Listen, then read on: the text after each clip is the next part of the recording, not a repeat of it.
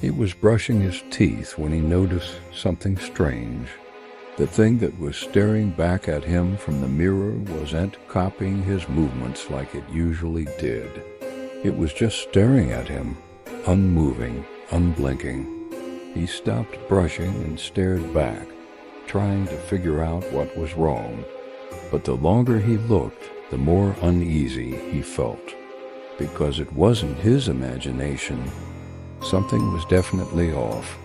Then it smirked. He dropped the brush and backed away, but the smirking only grew wider. What the hell? He thought, backing away from the mirror. But then he noticed something even more disturbing. As he moved back, the figure in the mirror didn't move. It just stood there, the smirk still plastered on its face.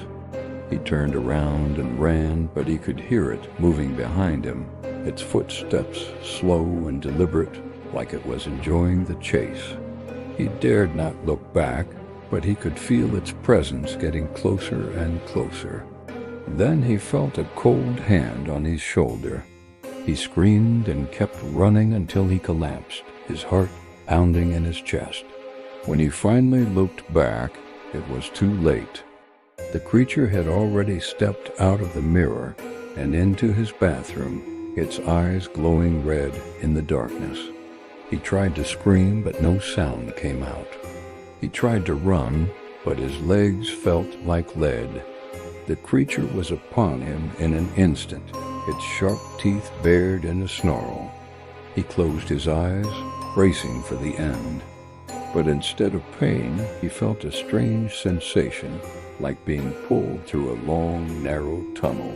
And then he saw it. A swirling vortex of energy, a portal of some kind, opening up in front of him. The creature lunged, and with a Herculean effort, he kicked out, connecting his foot squarely in its face. The creature stumbled back, surprised by the sudden movement.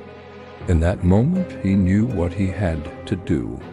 With a desperate surge of adrenaline, he scrambled to his feet and ran for the portal before it closed. He didn't know where it would take him, but anywhere was better than staying in that bathroom with that creature. As he disappeared into the vortex, he could hear it roaring in anger behind him, its voice echoing through the endless void. He ran and ran, the sound of the creature's roar fading into the distance, until all he could hear was his own ragged breathing. When he finally stopped, he was in a dark, unfamiliar place, the air thick with the smell of decay. And as the darkness around him slowly lifted, he saw it. A towering, grotesque figure made of pure darkness, its eyes glowing red like hot coals.